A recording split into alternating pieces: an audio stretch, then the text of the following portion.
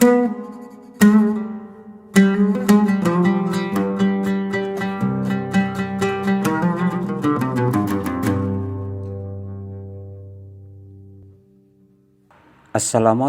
warahmatullahi wabarakatuh. Selamat datang di channel Belajar dari Sejarah. Dengan belajar dari sejarah, kesuksesan dan keberhasilan masa lalu untuk jadi contoh di masa sekarang dan masa akan datang, serta keburukan yang dilakukan oleh orang-orang terdahulu menjadi pelajaran bagi kita semua untuk sekarang dan masa akan datang. Pada kesempatan kali ini, pembahasan sekarang adalah Daulah Umayyah. Sebelum lebih lanjut, marilah kita lihat dulu kompetisi inti, yaitu menganalisa pengetahuan, baik itu faktual, konseptual, dan prosedural. Berdasarkan rasa ingin tahu tentang ilmu pengetahuan, teknologi, seni, budaya terkait fenomena dan kejadian tampak mata. Mencoba mengolah dan menyaji dalam ranah konkret, menggunakan, mengurai, merangkai, memodifikasi, dan membuat. Dan ranah abstrak, baik itu menulis, membaca, menghitung, menggambar, dan mengarang. Sesuai dengan yang dipelajari di sekolah dan sumber yang lain sama dalam satu sudut pandang teori. Sedangkan kompetisi dasarnya, yaitu menganalisis perkembangan peradaban Islam pada masa Daulah Umayyah, menyajikan fakta kemajuan peradaban Islam pada masa Daulah Umayyah. Daulah Umayyah, mungkin kita sering mendengar kata Daulah Umayyah atau kita pernah juga mendengar dinasti Umayyah. Timbul pertanyaan dari kata tersebut, di manakah Daulah Umayyah itu? Lalu, kapan berdirinya Daulah Umayyah? Siapa pendiri Daulah Umayyah? Atau siapa saja khalifah-khalifah yang menonjol dari Daulah Umayyah?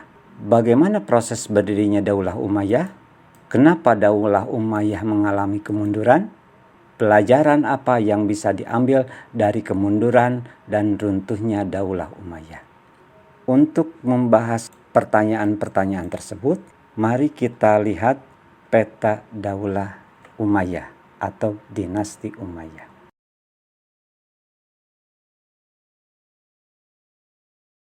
Setelah mengamati peta Daulah Bani Umayyah, ternyata Daulah Bani Umayyah tersebut memiliki sangat luas sekali wilayah yang dia kuasai, dari mulai pantai barat Afrika, semua pantai utara Afrika, dan masuk ke wilayah Eropa yaitu Spanyol dan Portugal, serta Timur Tengah sampai negeri Persia atau Iran sekarang. Sejarah Daulah Umayyah. Latar belakang berdirinya Daulah Umayyah. Setelah wafatnya Khalifah Utsman bin Affan karena terbunuh, maka berakhir kepemimpinan Khulafaur Rasyidin yang ketiga. Selanjutnya digantikan oleh Ali bin Abi Thalib sebagai khalifah yang keempat. Namun, ternyata tidak semua kaum muslimin mau membaiat, termasuk Muawiyah bin Abi Sufyan. Jika para pembunuh Utsman tidak diadili, akan tetapi bagi Ali mengadili para pembunuh Utsman bukan hal yang mudah karena dilakukan oleh orang banyak. Wafatnya Khalifah Utsman bin Affan menjadikan momentum perpecahan di kalangan umat Islam, antara lain kelompok Muawiyah bin Abi Sufyan, kelompok Aisyah binti Abu Bakar, dan kelompok Ali bin Abi Thalib. Akibat perpecahan tersebut, maka terjadilah konflik antar umat Islam. Perselisihan berikutnya antara Khalifah Ali bin Abi Thalib dengan Muawiyah bin Abi Sufyan karena ada keinginan kuat Muawiyah untuk menuntut keadilan atas wafatnya Utsman bin Affan, dan berakhir pada peristiwa Tahkim Daumatul Jandal, yaitu pada tahun 36 sampai 37 Hijriah atau 656 sampai 657 Masehi, yaitu perundingan mengenai kepemimpinan umat Islam antara pihak Muawiyah bin Abi Sufyan dengan Khalifah Ali bin Abi Thalib. Dalam perundingan itu, pihak Ali bin Abi Thalib diwakili oleh Abu Musa al-Asy'ari dan pihak Muawiyah diwakili oleh Ammar bin As. Pada awal kedua belah pihak bersepakat menurunkan Ali bin Abi Thalib dan Muawiyah bin Abi Sufyan dari jabatannya masing-masing. Dan selanjutnya jabatan khalifah diserahkan kepada kaum muslimin. Akan tetapi ada intrik politik dari pihak Muawiyah berkaitan hasil kesepakatan, yaitu secara sepihak mengangkat Muawiyah gubernur Syam untuk menjadi khalifah menggantikan Ali bin Abi Thalib. Beberapa tahun setelah tahkim, Khalifah Ali terbunuh oleh Abdullah bin Mulzam pada 19 Ramadan 40 Hijriah atau 660 Masehi. Sebagai penggantinya dipilih putra Hasan bin Ali sebagai khalifah. Namun berkat kecerdikan Muawiyah, akhirnya setelah memangku jabatan selama 3 bulan karena tidak mampu menghadapi tekanan, akhirnya Hasan bin Ali menyerahkan jabatannya kepada Muawiyah bin Abi Sufyan dengan 3 syarat, yaitu pertama, Muawiyah harus memberi jaminan keselamatan kepada Hasan dan keluarga. Kedua, Muawiyah harus menjaga keselamatan dan nama baik Ali bin Abi Thalib. Kemudian yang terakhir, setelah Muawiyah wafat, penentuan khalifah harus diserahkan kepada musyawarah kaum muslimin. Setelah mencapai kesepakatan dan Muawiyah menerima syarat tersebut, maka Hasan bin Ali menyerahkan jabatan khalifah kepada Muawiyah bin Abi Sufyan. Peristiwa penyerahan jabatan itu disebut dengan peristiwa Amul Jamaah atau tahun persatuan yang terjadi pada Rabiul Akhir tahun 41 Hijriah atau 661 Masehi. Peristiwa tersebut mengukuhkan Muawiyah sebagai khalifah dan menandai berdirinya dinasti Daulah Umayyah.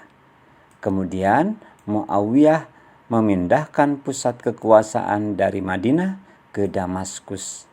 Daulah Umayyah berkuasa selama 90 tahun dari tahun 41 sampai 132 Hijriah atau 661 sampai 750 Masehi. Selama berkuasa Daulah Umayyah terdapat 14 khalifah. Setelah dipimpin Muawiyah, terjadi perubahan dalam sistem pemerintahan, yaitu dari demokrasi menjadi sistem monarki hereditaris atau monarki. Ciri-ciri sistem monarki atau kerajaan adalah: pertama, raja adalah penguasa tunggal yang wajib ditaati oleh seluruh rakyat, memilih hak penuh untuk menentukan dan melaksanakan suatu ketetapan hukum sesuai dengan kemauan sendiri. Rakyat berfungsi sebagai pembantu raja yang harus dimuliakan, dimakmurkan, dan dicukupi segala kebutuhan. Semua pendapat dan keinginan rakyat hampir tidak diberi kesempatan untuk mengungkapkan. Terjadi pengangkatan putra mahkota. Berikut adalah nama-nama khalifah Daulah Umayyah.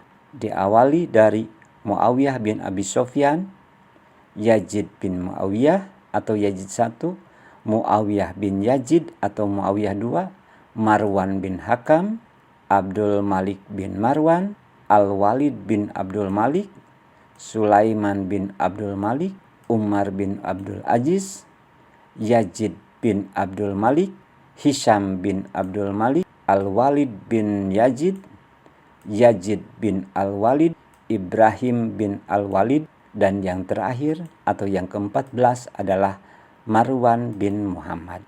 Adapun khalifah-khalifah yang menonjol dan berprestasi dari Daulah Umayyah: 1. Khalifah Abdul Malik bin Marwan. Kedua, Khalifah Al-Walid bin Abdul Malik. Yang ketiga, Khalifah Umar bin Abdul Aziz atau disebut dengan Umar II. keempat adalah Khalifah Hisam bin Abdul Malik. Perkembangan peradaban pada masa Daulah Umayyah, perkembangan di bidang sosial, perkembangan di bidang budaya, perkembangan di bidang politik dan militer, perkembangan di bidang sosial, terciptanya ketertiban dan kehidupan masyarakat karena sudah adanya peraturan dan perundang-undangan negara dan adanya lembaga penegak hukum seperti lembaga pengadilan dan kepolisian.